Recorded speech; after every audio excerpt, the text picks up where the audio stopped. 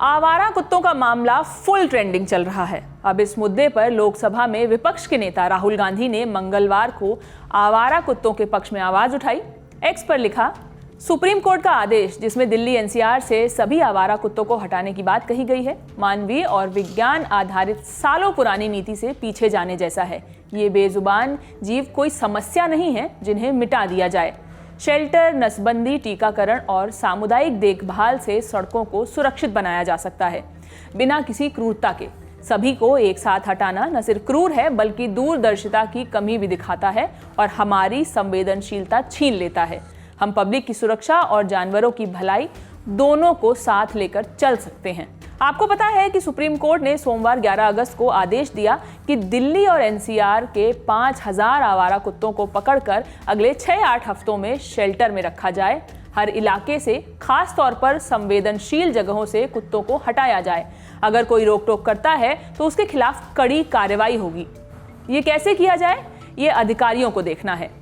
इस आदेश के खिलाफ कई एनिमल राइट एक्टिविस्ट्स और डॉग लवर्स ने आवाज उठाई और खुलकर विरोध पर उतरे। 11 अगस्त की शाम बड़ी संख्या में लोग इंडिया गेट पर जुटे और फैसले को एक तरफा बताते हुए प्रदर्शन किया। प्रदर्शनकारियों का कहना है कि जब सरकार ने सालों में आवारा कुत्तों के लिए कोई ठोस कदम नहीं उठाया तो महज 8 हफ्तों में ये काम कैसे संभव होगा। उधर दिल्ली पुलिस ने मौके पर मौजूद कई प्रदर्शनकारियों को हिरासत में ले लिया।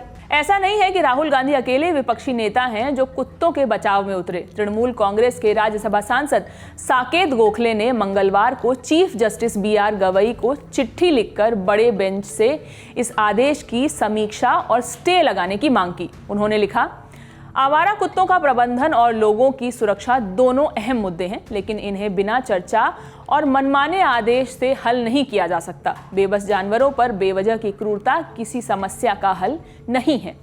गोखले ने कहा कि कानून पहले से मौजूद है, लेकिन देश भर में नगर निकाय उन्हें लागू नहीं करते। लेकिन सत्ता विपक्ष के दो नेता एक तरफ तो ये बात कर रहे थे, लेकिन कांग्रेस के ही सांसद कीर्ति चिदंबरम का रुख एकदम अलग था। वो तमाम मंचों पर सुप्रीम कोर्ट के फैसले की तारीफ कर रहे हैं। उन्होंने लिखा कि पहला कदम मुबारक, अब इसे पूरे देश में लागू करना जरूरी है। भाजपा के भी नेताओं ने आदेश की कड़ी आलोचना की। मसलन मेनका गांधी, उन्होंने कहा कि दिल्ली में कुत्तों के लिए एक भी शेल्टर होम नहीं है। 3 लाख कुत्तों को कहां डालोगे? पहले 3000 पाउंड बनाने पड़ेंगे। 1 पाउंड को बनाने में 4 से 5 करोड़ रुपए लगेंगे। 1.5 लाख लोगों को काम पर लगाना पड़ेगा। क्या आप हर हफ्ते 5 करोड़ रुपए खर्च करने के लिए तैयार हैं? ये मुमकिन है? अगर आपने गलती से अगर बना भी लिए तो ये बताइए कि आप 5 करोड़ रुपए हफ्ते खर्चा करने के लिए तैयार हैं कुत्तों को खिलाने के लिए हर हफ्ते? क्योंकि अभी तो वो मुफ्त में खा रहे हैं, फीडर्स, सिविल सोसाइटी उनको खिला रही है। अब तो सरकार कह रही है कि नहीं, हम रखेंगे और हम खिलाएंगे। तो बताइए कहां से पैसे आएंगे?